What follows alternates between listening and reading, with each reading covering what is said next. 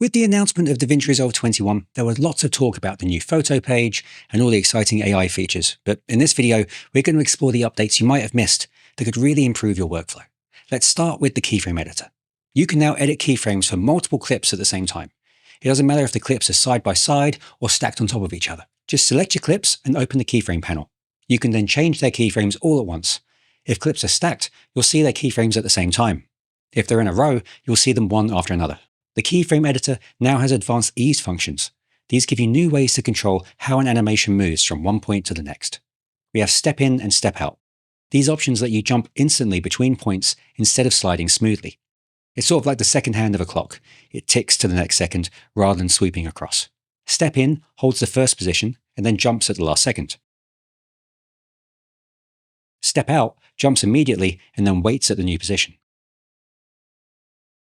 The loop options are for repeating a motion over and over. It saves you from having to copy and paste keyframes manually. To loop a series of keyframes, multi-select the keyframes you want with your mouse and choose the type of loop you want from the three-dot menu under Loop Type. Loop will repeat the keyframes you selected over and over again. Ping pong is like a loop, but the animation plays forwards, then back, then forward, then back. Relative measures the distance and speed between the keyframes and then continues in the same direction at the same relative speed. Reverse is a quick way to flip your work. It takes your selected keyframes and runs them backwards. The Shape Box is a new tool that lets you move a group of keyframes all at once. When you draw a box around your keyframes, you can grab the edges to stretch them or squash them. If you hold the Option key while dragging a corner, you can tilt the box to change the timing of the entire move. Picking the right look for your text is now much easier. There's a new font browser that gives you a much bigger and clearer view of your fonts. To open it, just click the small icon next to the font selection box. The font browser shows you your font faces in a large window so you can see exactly how they look. To pick one, just click it and hit the select button. The toolbar in the font browser gives you a few different ways to find exactly what you need. You can click the All Fonts tab to see every font on your computer, or switch to the Favorites tab to see only the ones you've marked as a favorite. If the font boxes look too small or too big, you can use the scale slider to change their size.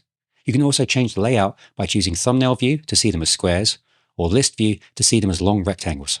If you already know the name of the font you want, just type it into the search bar. You can also use light mode or dark mode to see how your text looks on different backgrounds. If you're looking for a specific style, use the filter to sort fonts by weight or by type. The option menu lets you change the sample text you see in the browser.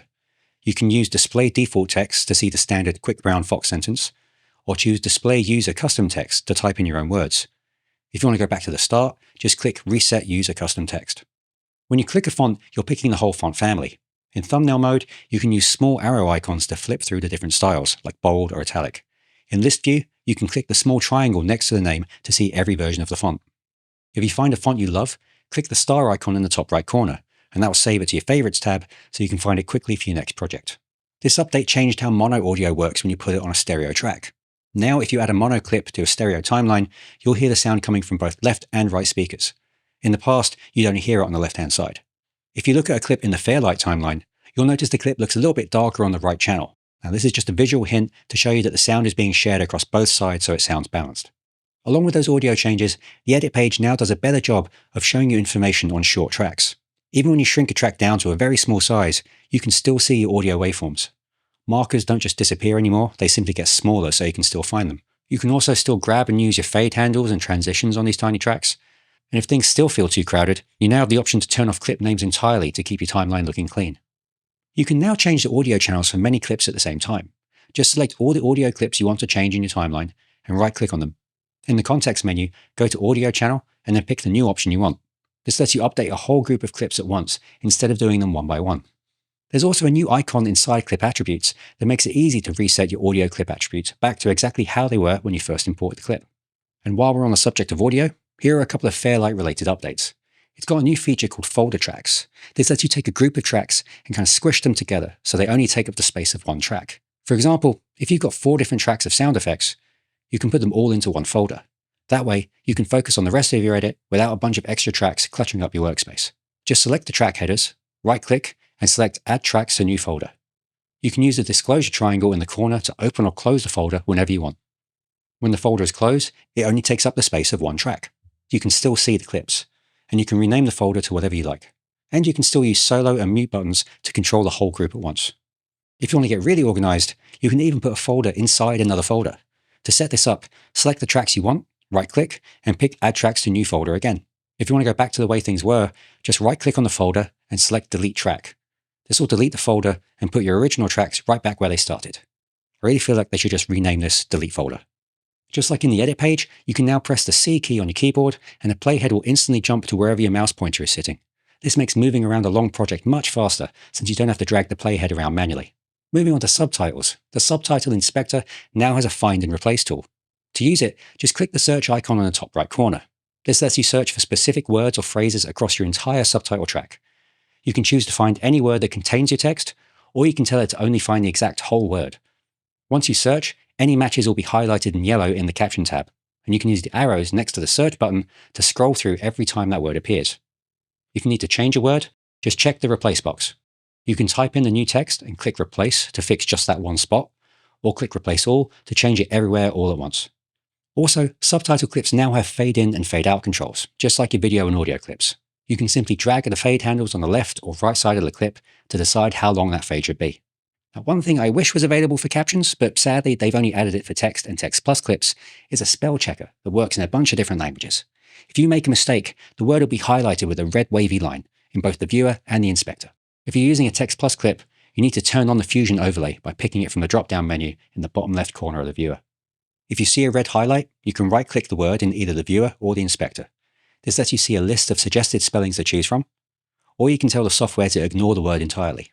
You can find all the settings for this feature by going to Preferences, then User, and choosing Language and Spelling. In this menu, you can choose a default language, or just leave it on auto, and you can turn Spellcheck on or off. You can also create a list of ignore words so the software doesn't flag them again. That's useful for things like product or company names. There are even settings to ignore words that have numbers in them or words written in all caps. Finally, if you want to see your work without any red lines getting in the way, you can hide them for a clean preview. Just go to the View menu and uncheck Show Spelling Errors on Viewer. The Edit page now lets you show or hide your tracks using the tracks index, which is something you've been able to do with Audiio on the Fairlight page for a while. If your timeline's getting too crowded, you just click the eye icon to the left of any track. This turns the track on and off in your view, which makes it much easier to focus on exactly what you're working on, while still keeping the result of all of the tracks visible in the viewer. The Media Pool now lets you create tabs that work like shortcuts to specific bins. These tabs show up in a bar at the top of the window. You can make tabs for regular bins, as well as smart bins and power bins. To create one, just right-click a bin and select Open as New Tab. Clicking the tab name will open that bin instantly. If you right-click on a tab itself, you'll get a few more options. You can create a new tab, move to the previous or next tab, or close the one you're on. You can even choose Close All Other Tabs to quickly clean up your workspace. If you end up with too many tabs to count, there's a search icon on the right side of the tab bar. You can type in the name of the tab you're looking for and find it instantly. Just remember, this search only looks for the names of the tabs, not the actual clips inside the Media Pool. Also, now your bins can remember exactly how they should look every time you open them. You can set a specific bin to always stay in thumbnail, metadata, or list view, no matter what the other bins are doing. This is really helpful for folders full of audio clips where you might always want to see a list instead of thumbnails. To set this up, first pick the view that you want for that folder. Then right-click the bin and choose the Always Open In option. DaVinci Resolve will remember this setting every time you open your project. It only changes things for your view, so it won't affect anyone else working on the project. You can now turn the thumbnails in a Media Pool bin into a PDF file. This could be useful to send to people who want to get an idea of the footage you've got to work with.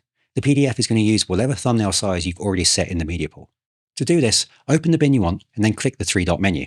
Choose Export as PDF and then pick wherever you want to save the file. You can now set up a smart bin or a clip filter on the color page to automatically find every offline clip in your project. This is a huge help because it puts all your missing files into one single folder, so it makes them much easier to relink no matter where they're hidden in your project. To turn this on, go to the Resolve Preferences, click on User, then Editing, and look for Automatic Smart Bins. Just check the box that says Automatic Smart Bin for offline clips to enable it. You can now pick a custom picture to show as a thumbnail for the project in the Project Manager. This is going to help you recognize your different projects much faster when you first open the software up. To set a project poster frame, find a clip in the Media Pool that you want to use as the cover image. Move your mouse over the clip until you see the exact frame you like, then right-click the clip, go to Clip Operations, and select Set Project Poster Frame. Now whenever you see that project in the list, it will show that specific image. Over on the color page, you can now turn your magic mask into its own separate matte node. Now, I've lost count of how many times I've had to rerun this effect when I close and open the job. This way, it's saved and ready to use whenever you need it. To do this, go to the three-dot menu and select Render in Place Magic Mask. Then you can take an output from this new node and pipe it into the blue mask input of any other node. The node graph now has a new way to look at your work called the Layer List view. You can find it by clicking the icon in the top of the node graph window. As the name suggests, this mode shows them as a stacked list of layers. The order is based on how you set up your node tree. Node 1 sits at the very bottom of the list, and any new nodes you add or rearrange will stack on top of it. It's worth noting that if you've got layer nodes or parallel nodes, you'll see a layer showing the mixer, but it's not obvious which nodes are feeding into it. In this view, you can use icons to turn nodes on or off, lock them, or you can select a node and delete it to remove the node entirely. Each layer also shows you a small thumbnail picture and a list of icons, so you can see exactly which tools you've used on that node at a glance. Now let's head to the Fusion page for a bit. It's got a great new feature called the MultiInspector. It lets you change the settings for several nodes at the exact same time.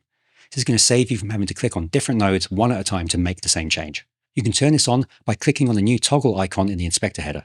When you select a group of nodes in the flow, the inspector will only show the controls they all have in common. So changing a slider or typing a value updates all of your selected nodes at once. If your nodes already have different settings, the knobs and numbers will be hidden at first. However, you can still drag the value field to add or subtract from each node. This lets you change them all while keeping the original gap between their values.